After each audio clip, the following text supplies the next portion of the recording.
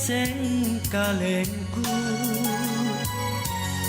nakiti bring si somberi anjaren tomi si talei pangainta erang-erang pamainu masaraku kana kuki rikakalanu tamalak juri adinku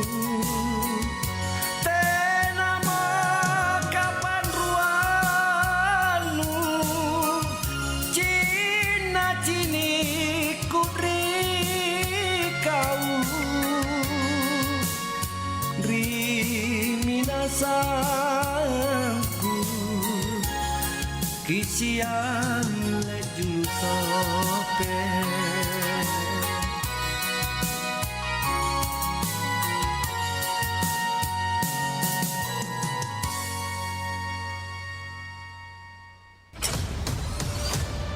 Kabarana Pro 4.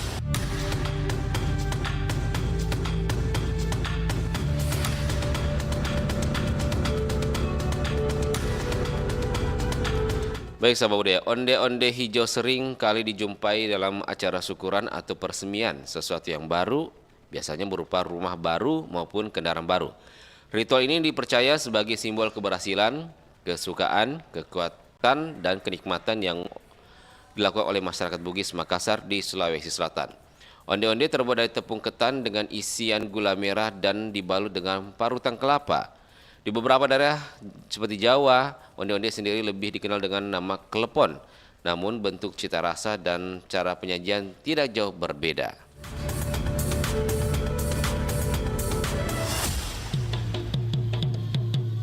Demikian Kabarana Pro 4.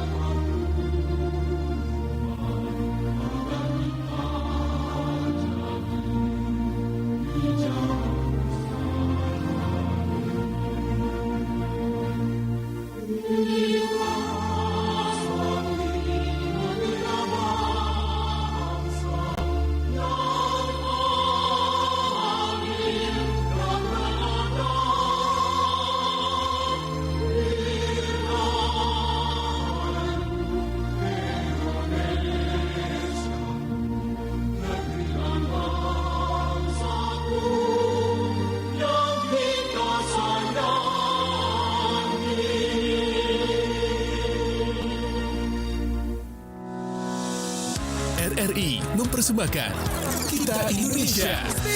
Kau dan aku memeluk bineka kita bersatu. Kita Indonesia. Indonesia sesungguhnya. Indonesiaisme.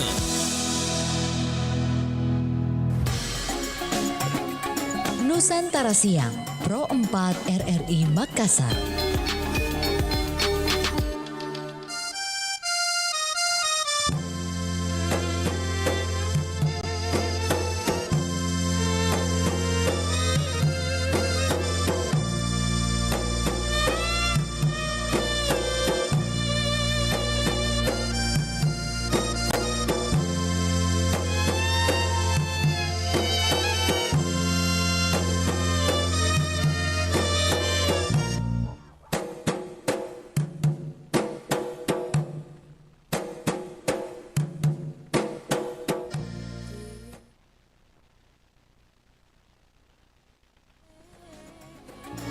Nusantara Siang, Pro 4 RRI Makassar.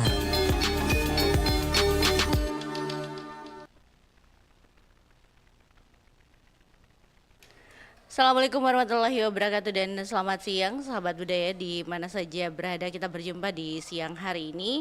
Tentunya seperti biasa kita ada di acara Kita Indonesia merayakan keberagaman budaya dengan sikap terbuka dan obrolan khusus Kita Indonesia. Dan kali ini sahabat budaya kita akan bicara mengenai kisah di balik kuliner khas Makassar. Alhamdulillah saya juga sudah punya narasumber di siang hari ini, ada Bapak Muhammad David Ari Tanto. Beliau ini seniman dan budayawan Tionghoa Peranakan Bugis Makassar. Kita menyapa beliau. Assalamualaikum, selamat siang Pak Muhammad. Assalamualaikum. Waalaikumsalam. Waalaikumsalam warahmatullahi wabarakatuh. Selamat siang. Iya, apa kabar Ya, Pak? baik. Alhamdulillah sehat ya Pak ya. Ya, amin. Amin. Pak, kita bicara mengenai kisah di balik kuliner khas Makassar. Boleh mungkin di siang hari ini Bapak Koh David melihat kuliner ini sebagai media untuk menceritakan sejarah dan peradaban sebuah kota. Sebagai karyawan pastinya tahulah, budayawan maksud saya. Sebagai budayawan pasti Bapak tahulah bagaimana kuliner kita yang punya sejarah dan peradaban di sebuah kota. Silakan Pak. Ya, jadi saya sendiri enggan untuk menyebut pribumi atau non pribumi ya. Ya. Karena waktu saya SD memang di buku sejarah sudah dijelaskan bahwa nenek moyang bangsa Indonesia itu berasal dari Yunan. Ya. Kemudian berkembang, makanya tidak heran kalau berbagai kuliner yang ada Sulawesi Selatan itu identik dengan Tionghoa Peranakan Ya. Oke. Bugis Makassar ya. Iya. Karena memang di zaman kerajaan dulu kala Iya. itu memang di Sombaya di Goa itu sudah ada keluarganya dari hubungan famili dengan orang-orang Tionghoa. Saya tahunya begini, Iya. karena saya punya bapak punya nenek itu ada namanya Nyai Karama. Oh begitu. Nyai Karama itu sebenarnya dia bukan dukung atau apa ya, tapi ada orang selalu keramatkan itu di pekarangannya karena konon dulu Syekh Yusuf itu sempat mampir di situ simpan bungkusannya. Nyai Karama ini ada hubungannya dengan Nyai Mariso. Iya. Kenapa tersebut Nyai Mariso? Karena orang Makassar bilang sana resonya. Tahu reso kan? Iya. Pokoknya bekerja. ada tamu, ada apa? Sibuk Nah, bekerja ya. Nyai Marisola ini yang ada kaitannya dengan Sombaya, makanya tidak heran kalau Nyai Mariso ini banyak tanahnya Iya, iya. dulu ya. Iya. Termasuk Stadion Matoangeng itu milik dia. Yang pernah di tempat orang Jepang pakai untuk pendaratan pesawat capung, angkut apa semua. Bahkan ada yang diwakafkan itu kepada daerahnya di Pak Bembang itu daerah yang sudah ditempati Brimob, dia wakafkan itu. Jadi dia ini bukan mencaplok tapi memang pemberian dari Sombaya.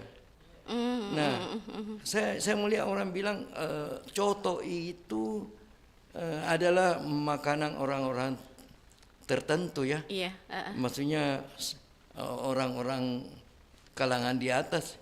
Ya kemungkinan prediksinya mereka begitu, tapi memang yang ramu saya terus terang di rumah saat kecil. Iya. Hampir setiap saat makan coto buatan mama saya. Iya, iya. Cuma kuahnya itu warna putih. Oh. Jadi coto itu boleh dikata makanan sehari-hari, yang penting ada daging ya. Dulu belum ada sapi, Iya. kerbau itu. Oh, justru kerbau yang mahal ini. Kerbau kemudian Iya. dia punya taburan itu seledri dulu. Oke. Pakai tauco. Oh, tauco.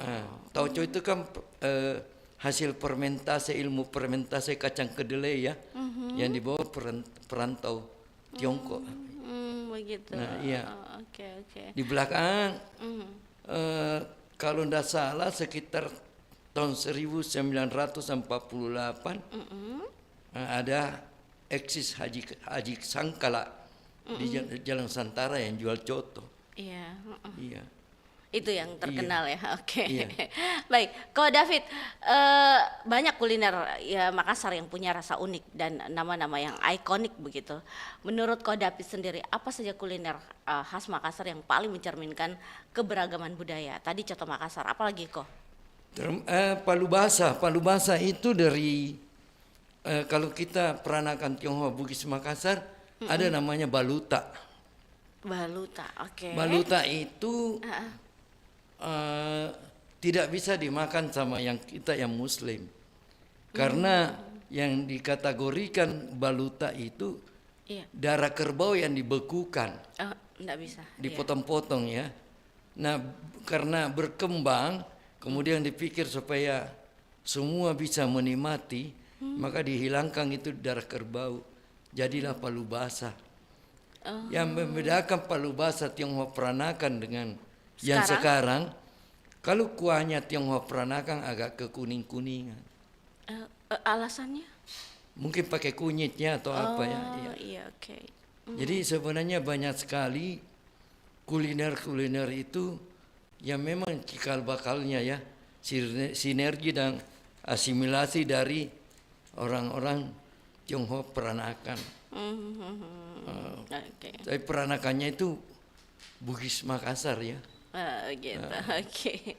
Baik. Nah, Ko David sebagai budayawan keturunan Tionghoa pasti punya pandangan menarik lah bagaimana akulturasi budaya Tionghoa dan Makassar terjadi. Dan apa dampaknya terlihat jelas pada kuliner kita saat ini atau yang dulu begitu. Ya. Jadi ada yang tanya, karena jejak sejarah itu harus ada fakta ya. Iya. Sinergi dan asimilasi kerajaan-kerajaan yang ada di sini. Kita lihat misalkan ada ritual Korontigi Mapaci apa. Oh iya. Itu kan identik dengan lilin dupa. Oke. Ya, kemudian pengantinnya identik dengan pontonaga, gelang yang bentuk besar, naga ya. iya. Pernak-perniknya warna keemasan dan kemerahan itu ya. Iya. Itu kan simbol-simbol semua itu. Cuma bedanya kalau peranakan itu biasanya simbolnya itu disandingkan antara gambar naga dengan burung hong atau phoenix. Oh iya, oke. Tapi sekarang kan di pelaminan-pelaminan yang ada biasanya merak. Sebenarnya bukan burung merak itu. Oh, itu. Kalau kita peranakan itu phoenix. Burung poni. Iya, beda phoenix dengan burung merak. Betul. Karena burung phoenix itu sudah menjadi satu legenda kayak burung gaib ya. Iya. Sementara merak masih ada sekarang orang ternak di Jawa apa semua ya. Iya, begitu. Kalau kita menonton film-film Cina itu rata-rata mereka kalau mengambil film biasa kadang-kadang ada filmnya yang ceritanya tentang burung phoenix yang dia bisa berubah jadi api. Iya. Ya itu keistimewaannya begitu ya. Iya, iya. Oke, baik. Menurut Ko David sendiri, bagaimana cara kita sebagai masyarakat dapat merayakan keberagaman ini lewat kuliner itu sendiri? Ya sebenarnya tidak usah dikapling-kapling ya. Misalkan ini identik kue ini suku ini. Ya. Yang penting kita sudah tahu, kita saja Tionghoa, kita akui bahwa kita ada darah Bugis Makassar. Jadi langsung khas Sulawesi Selatan, khas kota Makassar. Ya. Iya. Ini kan kesannya, artinya nanti bisa-bisa generasi saling baku gesek gara-gara itu. Padahal sebenarnya satu sumber. Iya. Karena Saling nenek mencapai. moyangnya ya, begitu Iya. ya. Karena apa? Saya pernah ke Malaysia. Iya. Beberapa lagu Indonesia itu loh sudah mereka mulai caplok. Seperti lagunya Rasa Sayang Bana. Itu mereka peranakannya di situ. Ini lagu ini. Saya lihat juga ada sudah mirip dadar, kuenya ada apa. Nah kalau kita sendiri rapuh di dalam, tentu mengundang orang lain masuk untuk ini ya. Ya. Jadi cuma saya sampaikan ke anak cucu, jangan saya nanya buat manuver sejarah tanpa tahu akar asal mulanya ya. Seperti nasi goreng. Iya. Itu dulu tidak pernah nasi yang baru digoreng. Nasi yang sudah lama bermalam gitu ya Ko ya? Nasi yang sudah bermalam. Orang tua itu karena susah beras mahal, tidak mau dibuang. Makanya pagi-pagi digoreng lah pakai kecap, pakai apa. Atau dibumbui apa semua itu.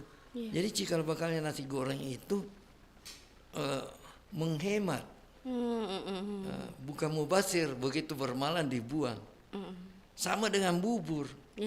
Bubur itu karena mahal beras, sulit dapat, banyak anaknya. Bagaimana supaya anaknya dapat semua? Maka dijadikanlah bubur supaya banyak. Ini faktanya ini. Oh begitu kok ya.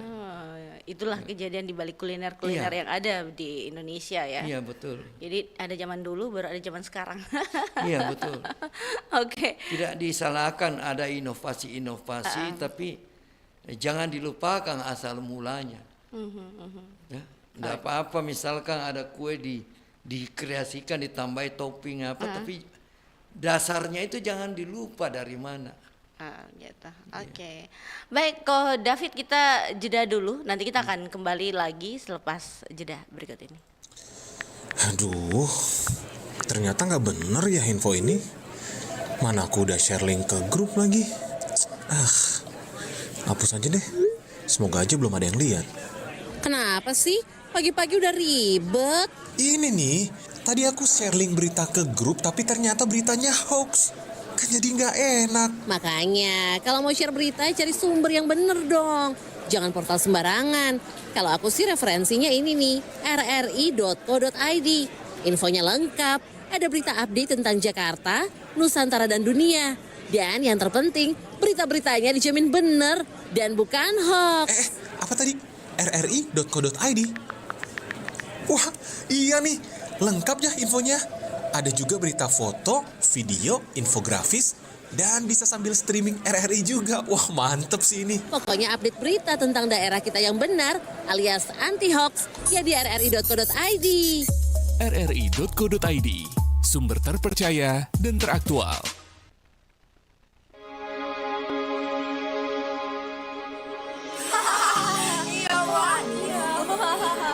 Sugeng enjing bocah-bocah iki ono bocah anyar. Monggo Adita langsung kenalan wae. Sekolah perempuan pertama di Semarang yang lahir dari perjuangan Kartini diberi nama Sekolah Kartini. Sekolah yang dibangun berkat ide-ide besar dalam surat-surat R.A. Kartini. Dilansir dari situs detik.com, surat-surat itu dibukukan menjadi Habis Gelap, Terbitlah Terang pada tahun 1911 dan laris di Belanda. Tokoh-tokoh seperti Deventer, salah satu kaum humanisme Belanda yang mendukung politik etis, dan pejabat dinas pendidikan Belanda, Abendanon pun ikut mendorong berdirinya sekolah khusus perempuan. Yayasan Kartini berdiri pada tahun 1912 dan pada tahun 1913 sekolah Kartini pertama dibuka di sebuah rumah biasa di Jomblang. Baru pada tahun 1914, sekolah ini memiliki bangunan sendiri berkat bantuan Residen Semarang. Sekolah Kartini berkembang pesat dan menjadi tonggak pendidikan perempuan di Indonesia. Sekarang, sekolah itu bernama SDN Sari Rejo. tapi masyarakat masih akrab menyebutnya Sekolah Kartini. Sebuah bukti bahwa semangat Kartini tak pernah padam, tetap hidup dalam ruang-ruang belajar hingga kini.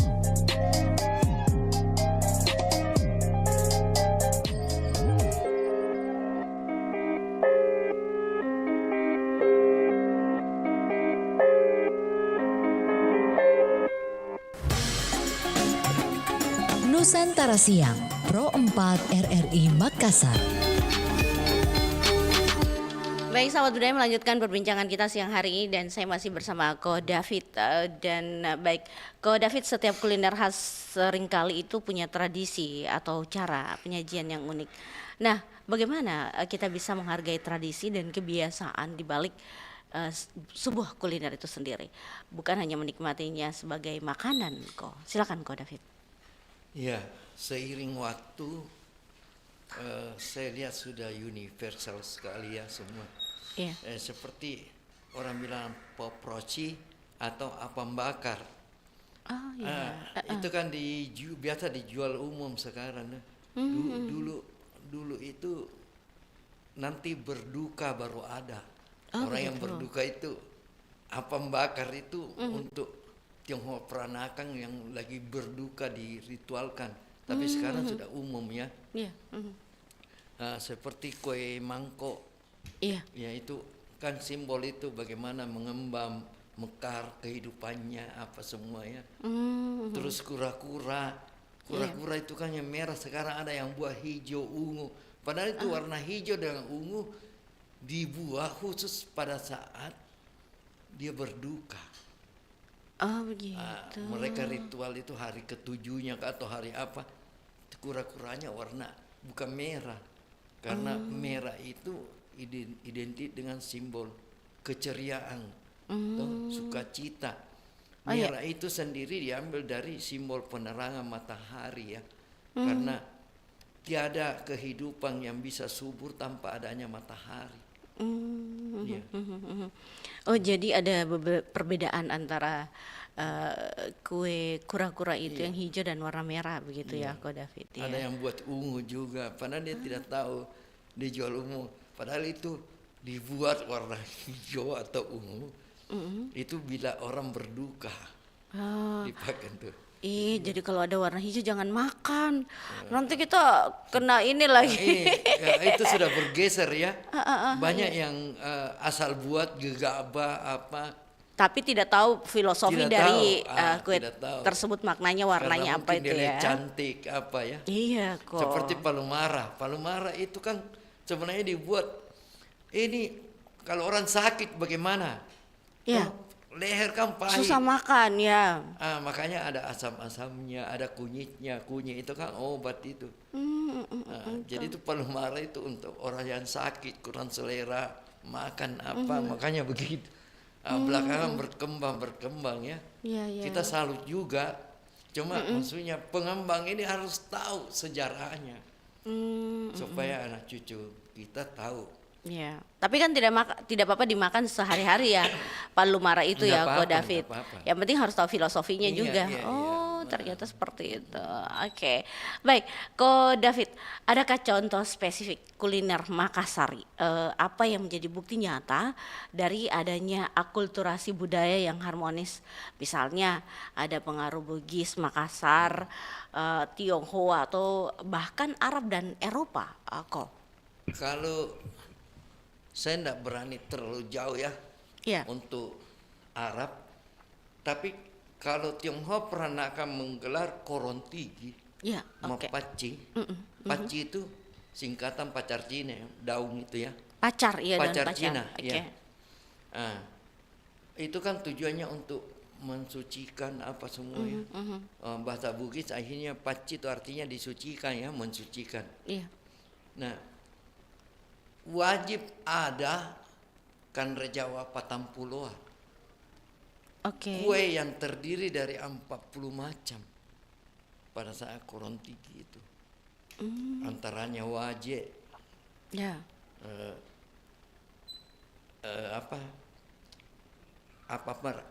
paparangi, Oh, kue Paranggi. Oke. Pokoknya semua yang manis-manis, kue lapis, Oke. cucur Bayau. bayau, biji nangka. Tapi yang teristimewa itu yang ada di Tionghoa Peranakan adalah kue pau. Kue pau. Sudah langka sekarang. Bagaimana bentukannya itu, Ko? Dia dibentuk mirip botol ya, botol kecil. Oke. Yang Lalu? seperti botol limung itu, saya tidak usah sebut mereknya. Yang, Ya. Kemudian dia warna putih. Kemudian disiram kuah seperti palu buton, seperti pisang hijau. Iya. Nah itu isinya dari pepaya yang diseruk halus, kemudian dicuci bersih-bersih, dijemur. Setelah putih pepaya muda ya, muda ditumis dengan ayam isinya. Jadi Gitu. agak manis dan gurih-gurih isinya itu. Kue pau. Kue Itu pau. artinya menyampaikan, maksudnya dia berharap mungkin segurih itu dia disebut-sebut sama orang ya, Iya. para calon pengantin ini.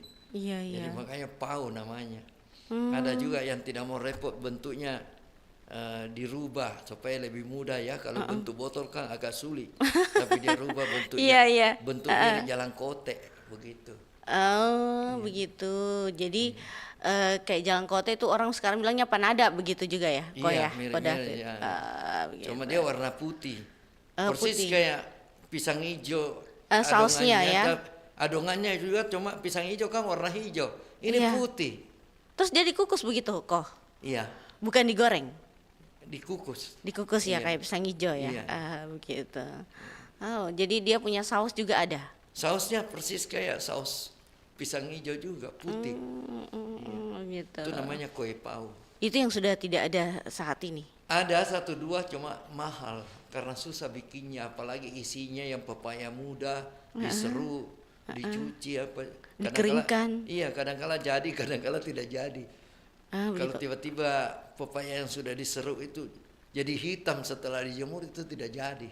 Pasti kan ada caranya juga itu kok kalau supaya tidak hitam Iya, gitu ya. makanya ada tekniknya. Ada tekniknya dan orang-orang tertentu begitu kok. Iya, Keturunan betul. Tionghoa yang tahu. Iya.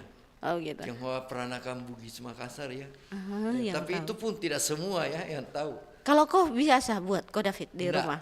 Kalau ibu saya dulu.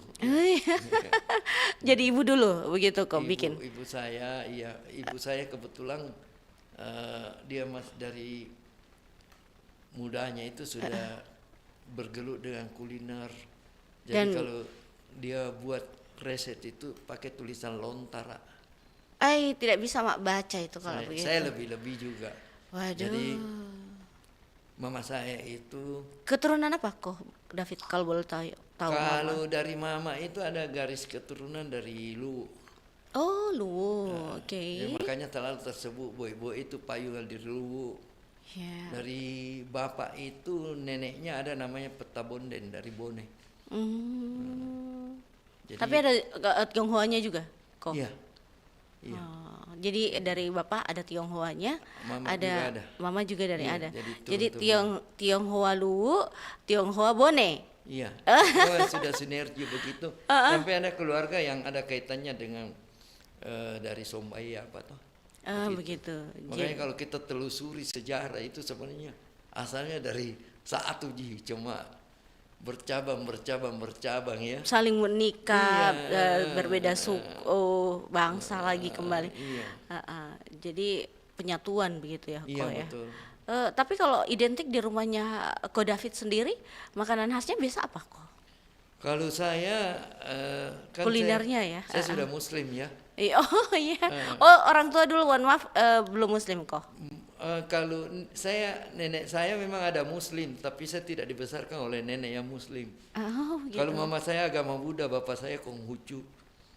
Saya sendiri muslim tahun 79 Malang Ketakbiran.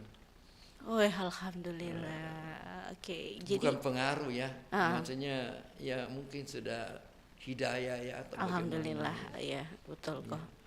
Jadi di rumah itu menu-menunya juga khas dari Tionghoa, campuran Bugis Makassar. Ya kalau kepingin anak saya mau makan apa, Saya Iya. yang buat. Oh, anak juga ada yang Kalau istri saya orang Padang, orang Minang. beda dong kok. Oke Jadi, oke. Lanjut. Iya.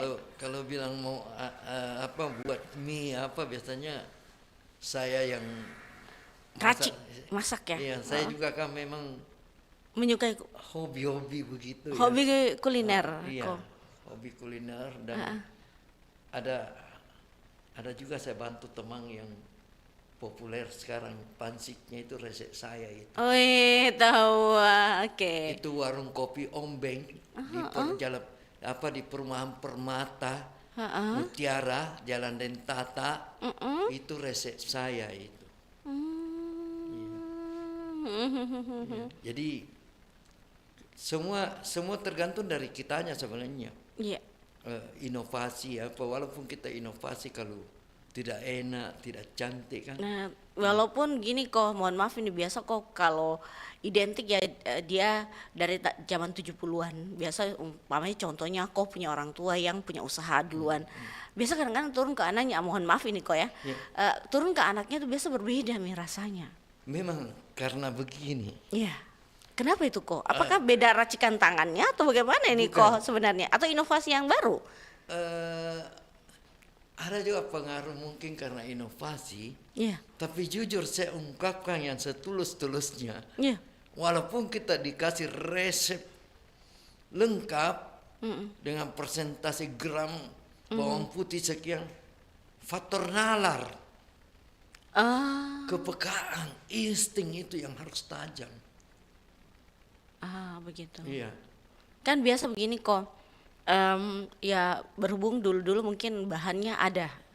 Nah sekarang bergeser bahannya tidak ada begitu, bahan pokoknya. Itu mungkin yang biasa mengurangi cita rasa khas kuliner itu sendiri. Menurut kau sendiri bagaimana? Ada yang solusi-solusi yang misalkan bahan ini tidak ada, kan sudah ada ini seperti pengembang ya. Orang bilang hands dulu, sekarang ada fermimpang, ada apa ya, ragi semua. ya. Iya, ragi ya. Begitu. Cuma nama saja berbeda tapi tujuan sama. Oh, maksudnya kok begitu. Oke. Jadi sebenarnya mungkin juga jangan pelit-pelit dengan bumbu kok begitu ya. Ya. Karena memang harus ada takaran itu. Maksudnya yang paling penting itu kalau memasak apapun juga harus tajam kita punya nalar. Kalau kita tidak tajam kita punya nalar, apapun juga yang kita kerjakan hasilnya tidak maksimal ya. Nggak begitu ya. Oke. Baik, kok ini ada lagi. Bagaimana kita bisa menjadikan kuliner Makassar itu sebagai kekayaan nasional yang dibanggakan, dan juga peran dari pemerintah itu seperti apa sekarang, komunitas dan masyarakat dalam hal kuliner ini? Silakan kok. Saya lihat sudah ada angin segar dengan diizinkannya UKM semuanya. Cuma ini harus betul-betul dikawal dan dibimbing. Misalkan perlunya di Makassar ada, ataukah di Kabupaten Mamasa, food court. Jadi ada satu tempat mereka memang kayak pasar malam ya atau apa, tapi sudah ada aturannya. Yang jual nasi goreng tidak boleh jual mie, yang jual mie jangan jual ini. Jadi mereka ada kesetaraan. Iya. Ya. Saya melihat itu kanrerong di Karebosi. Kanrerong artinya makannya, tapi kenyataan yang teh kotak dijual, ini dijual minuman. Maksudnya sama dengan gade-gade yang umum. Nah, kalau memang ada kepedulian untuk kita ini jual bakso. Iya. Khusus bakso. Kau enggak bisa jual gorengan. Ya. Iya. Iya kan? Yang jual gorengan ya bikin toma kau saraba. Tapi kau tidak bisa jual kopi dengan teh. Iya. Iya kan? Ini buktinya tidak ada aturan itu, baru kemudian selalu yang berbau para wisata Itu kesannya hanya seremoni saja dilakukan. Tidak Kenapa? tuntas. Kenapa kok mengatakan itu? Karena saya lihat setelah selesai pameran apa sudah, ya, ya kan, pameran apapun sudah, Iya. tidak ada pengawalan yang terus menerus, pembimbingan begitu. Harusnya ada, sebab kalau berkembang ini otomatis pemerintah juga terangkat kan. Contoh 17 Agustus nanti baru ada pameran ini, pameran ini. Ya, sementara masing-masing yang punya wilayah misalkan di kecamatan, Ya. dia lihat ada penjual tempe atau pabrik tempe. Kamu pamerkan ya, nanti ada pameran ini, bilang ini binaan kami. Ya. Kan lucu kalau bilang binaan baru tidak dikawal dari awal. Pabrik tempe yang ada itu dari tahun 50-an, kok tiba-tiba setelah ada pameran 17 Agustus tiba-tiba dibilang ini binaan ini. Padahal mereka tidak pernah disentuh bantuan peralatan atau apa. Ini kan kasihan ini. Gitu. Itu Iya. yang dibutuhkan kok ya. Iya. Perhatian. Perhatian dan pendampingan yang ketat terus menerus. Supaya pemerintah betul-betul kesannya betul-betul ya bekerja sama dengan masyarakatnya. Iya. Iya, jangan selesai itu, nah, sudahlah, toh. Sama misalkan bikin festival layangan ya. Ya, oke. Dia cobalah cari pengrajin layangan, bagaimana dimediasi supaya jangan mesti layang-layang lagi baru laku dia punya layang-layang, iya kan? Sama saja dengan kuliner begitu ya Ya. kok maksudnya. Iya. Oke, baik. Kok sebenarnya apa saja kesalahan umum yang sering terjadi saat mencoba memodifikasi atau memperkenalkan kuliner tradisional, dan bagaimana agar kita bisa berinovasi tanpa menghilangkan nilai aslinya? Tadi sempat kok bicara, kok David bilang di awal bahwa jangan asal bikin kue atau jangan asal bikin kuliner, tapi harus tahu dari mana kuliner itu aslinya dan jangan dirubah-rubah begitu. Silakan kok dilanjutkan. Jadi silakan saya itu misalkan Ya. seperti capcay ya. Capcay itu kan sayur 10 macam jenis sayur ya. Ah, itu kan bahasa Hokkien itu. Ya. Oh iya. 10 macam sayur yang ditumis ya. Pakai kuah kanji. Nah, kalau dicukupkan jadi 14 sayur atau 12 sayur kan tidak masalah. Oke. Tapi kan yang lucu kalau yang masuk ini ternyata buah naga, tidak ada kaitannya dengan sayur. Oh, Iya kan, akan lain-lain rasanya kan. betul. Begitu. Iya. Sama dengan jalang kote. Ah, Jalang kote pada saat dulu itu sebenarnya memang bahannya pakai ubi. enggak. Dia pakai kentang. Oh. Jalan kote sebenarnya itu pakai bihun, Bihun. wortel, kentang. Kemudian pakai daging cincang. Seiring waktu karena mau untung tidak pakai daging cincang karena sudah ada penyedap kaldu sapi, kaldu ayam ya. Terus juga sekarang ubi jalar dipakai. Iya, karena pernah ada yang saya tanya, kenapa dia tidak pakai, katanya ubi jalar lebih murah. Iya. Oke. Kemudian ada juga yang pakai tauge ya. Toge iya. Tapi saya ingat mama saya itu paling marah itu kalau ada jalan kota itu orang malas itu pakai toge itu begini ke sambelnya. Dan sambalnya juga sudah bergeser kok. Yang sebenarnya kan sederhana sekali itu, bawang putih, cuka ya. Sederhana sekali, cuma biasanya orang kan asal-asalan tahu sudah dia tidak pikir ketika sudah tidak enak kau akan kehilangan pembeli. Iya kan? Harusnya begini ya kok ya. Pada saat pembuatan kuliner itu atau kuah dari Lombok lah paling tidak. Lombok dari Jalangkote itu dikasih tahu. Kita generasi sekarang tuh tidak tahu itu.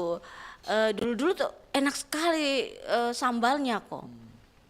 Saya taunya itu sambal dulu ya. Ada cukanya, Ada lomboknya. Bawang putih. Oh, ada bawang putihnya. Itu yang saya tidak tahu. Saya baru tahu ini kok. Jadi bawang putihnya itu digoreng ya kok ya? Atau begitu saja mentah? Dia bisa digoreng, bisa juga mentah. Dikasih garam. Iya, nanti saya Penyedap. training deh. Harusnya seperti itu ya kok yang asli-aslinya. Karena kita begini kok, dari berkembangnya zaman ya kita tahu lah era digital saat ini ya memang bahan itu sudah berubah. Tidak lagi paten seperti orang dulu membuatnya dan pastinya cita rasanya juga sudah berbeda. Jadi mama saya juga itu paling terkenal jalan koteknya dengan lumpianya. Di Kampung Cina depan Masjid Ende. Iya, Jalan oke. Timur, ya. Di situ kok. Itu saya ingat juga. Sampai yang pendirinya salah satu penjual lumpia yang populer di Jalan Lasinrang itu sudah almarhum. Itu keluar masuk di rumah dulu. Sebelum dia buka usaha itu. Karena kalau tanya kemudian saya lihat eksis pakai Lasinrang apa enggak tahu ada mereknya itu. Saya kenal itu. Beliau juga kontak kok dulu waktu sebelum masih hidup ya. Sempat ketemu tapi beliau kena COVID. Oh iya kok dong ya. 2000 suami istri itu kena. Sampai 2000. tantenya juga kalau tidak salah. 2022 ya kok ya nggak salah ya. Iya, itu pendirinya itu Jalan Kota dengan lumpia di Lasinrang itu. Dia tahu persis saya karena dia lihat masa kecil saya kan selalu keluar masuk di rumah. Oh, artinya kenal dekat juga ya kok ya sama biasa dia lihat keluarga. mama buat bungkus Jalan Kota atau apa semua. Gitu. Okay. Dia peranakan juga. Peranakan Cina. Tionghoa peranakan. Oke. Nah, kok bagaimana cara mendorong generasi muda agar tidak hanya menyukai kuliner modern, tetapi juga bangga dan mau mempelajari sejarah di balik kuliner khas Makassar? Ya, seharusnya RRI sponsori dong.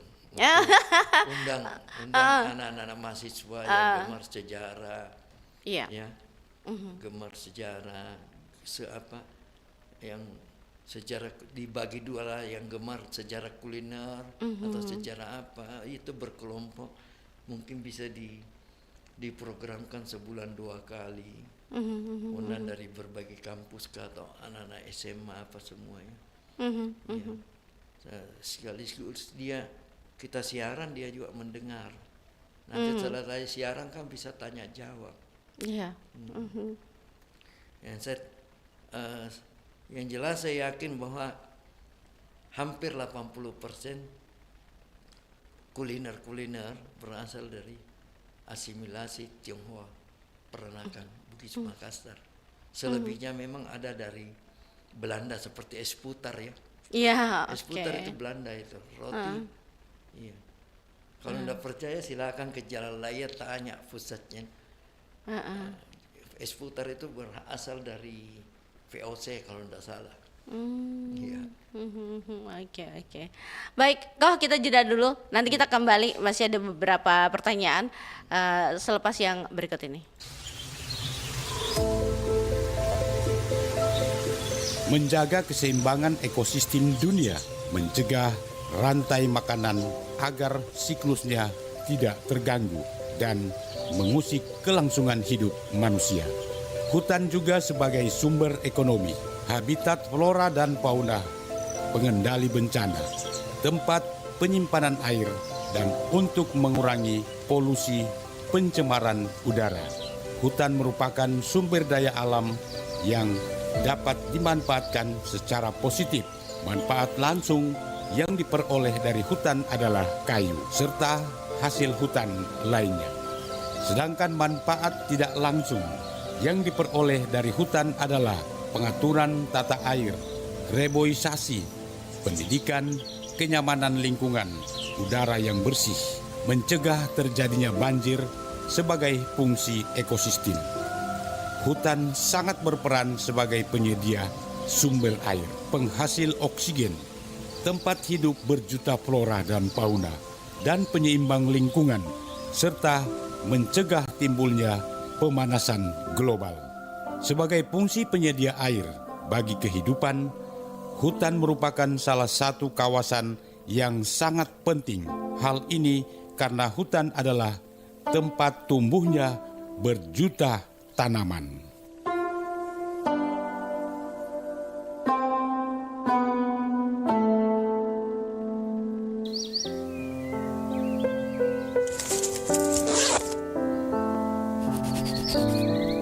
Surat untuk Bunda. Adek hari ini udah beresin mainan. Adek mau jadi anak yang pintar. Adek tadi juga sudah belajar sama Mbak. Bunda, adek mau jujur. Tadi adek nggak sengaja numpahin susu di kamar. Jangan marah ya Bunda. Adek takut kalau Bunda marah. Kapan sih Bunda itu libur? Adek pengen mainan sama Bunda. Bunda jangan lama-lama ya kerjanya. Adek kangen mau sama-sama Bunda. Kalau Bunda libur, adek mau dimasakin sop ayam ya. Hati-hati ya Bunda, semangat kerjanya. Adek sayang Bunda. Wah. Memilih bekerja ataupun di rumah, ibu tetaplah dunia bagi anak-anaknya.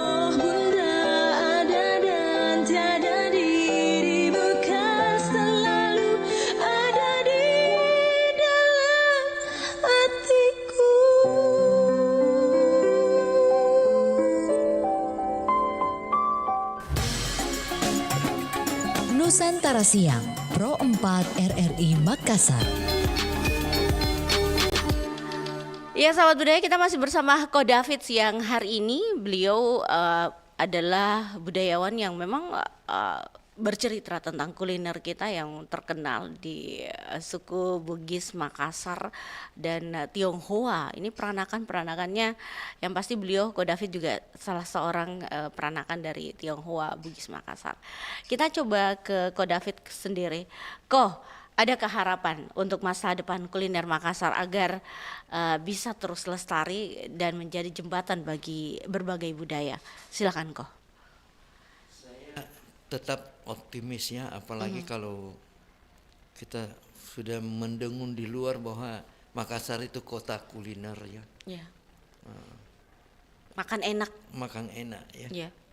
Tapi enaknya itu apa dulu ya? Iya, oke. Saya itu melihat perlunya kita antisipasi serbuan dari kuliner dari luar ya, yang maksudnya jangan sampai ya, di mana-mana sudah Korea, Jepang, apa sementara. Saya tidak bilang produk bangsa lain tidak enak, tapi jangan sampai kita ditenggelamkan dengan dari luar. Iya. Coba lihat tari-tarian saja sudah banyak yang enggan ya. Maksudnya lebih semarat kalau dibilang dance yang bernuansa diskoti, erupsi, apa pokoknya ya. Ya. Sementara tari-tari tradisional kita, prihatin kan, jangan sampai itu terjadi. Justru di mana-mana makanan-makanan orang dari luar, sementara kita dilupa mi palu marata. Iya betul itu Pak. Ya, dilupa mi palu cek lata. Iya. Padahal sebenarnya itu mengingatkan kita masa lampau, karena masa lampau itu bukan berarti kita harus mundur ke belakang ya. Mengingat masa lampau itu adalah introspeksi diri bahwa kalau tidak ada masa lampau maka kita tidak ada hari ini. Betul enggak? Iya. Betul. Jadi karya-karya pendahulu kita jangan sampai punah. Itu harapannya ya Ko ya. Iya, betul. Baik Ko, mungkin closing statement untuk para pendengar kita agar kita semua bisa menghargai setiap perbedaan yang ada, sama seperti kita menghargai setiap rasa dalam sebuah hidangan. Silakan Ko. Jadi semua orang tahu bilang dadar itu enak kan? Iya. Apa yang di dalam dadar itu kan terdapat kelapa ya, Iya. gula merah. Nah itu kan mana-mana simbol filosofi, janna-janna tekne-tekne, pas rebat tanganmu dibalut dengan warna hijau, ya. Dibungkus lah, maksudnya tujuan orang tua kita itu selain menikmati itu kue, simbol juga. Mari kita bungkus persaudaraan ini. Ya. Makanya itu kelapa dicampur gula merah di dalam dadar itu, iya kan? Dibungkus kan enak, tapi itu semua ada filosofinya. Apa itu filosofinya sebenarnya kok? Itu, mari bungkus persaudaraan secara manis dan gurih. Banyak sih filosofi. Pokoknya kalau kue-kue itu selalu ada filosofinya. Oke. Iya. Jadi bukan dibuat sedemikian rupa saja. Oke. Boleh mungkin dia buat orang tua kita dulu, tapi di belakang cocok ini dimasukkan filosofi ini. Iya. Makanya setiap tindakan itu selalu ada makna-maknanya. Itulah orang tua kita hebatnya dulu. Dan itu sangat halus mereka menyampaikannya. Iya. Maaf ya saya lenceng sedikit. Seperti lagu saja itu kan saya tanya Ki, halus sekali kan? Iya. Coba kita ingat itu lagunya Batu Rate Mak Ribulang, Mak Rencong-Rencong. Itu kan sebenarnya teguran itu, maksudnya orang yang suka lompo bicara. Oh saya sudah begini, saya sudah begini. Tuh, Batu Rate Mak Dibulang, jauhnya itu bulang. Mak Rencong-Rencong itu orang lompo bicara, disindir itu. Nah begitulah makna kue juga. Iya. Setiap mereka buat itu ada filosofi. Oke. Mulai dari bagiannya, berwasanya apa semua mengembang. Tapi dominan mengarah ke tekne-tekne dan paham kan, gurih dan manis. Oke. Ya. Oke. Baik kok. Terima kasih banyak kok David atas wawasan yang luar biasa di hari ini. Semoga obrolan kita ini menginspirasi lebih banyak orang untuk mencicipi kuliner dengan hati yang terbuka dan tetap lestarilah kuliner tradisional kita. Amin. Itu harapan saya. Baik, terima kasih banyak untuk Muhammad David Aritanto. Beliau adalah seniman dan juga budayawan Tionghoa Peranakan. Sudah berbagi tentang kuliner kita di siang hari ini. Sampai jumpa kok. Ya. Sukses untuk aktivitasnya. Amin. Iya. Assalamualaikum warahmatullahi wabarakatuh. Waalaikumsalam warahmatullahi wabarakatuh. Nusantara Siang, Pro 4 RRI Makassar.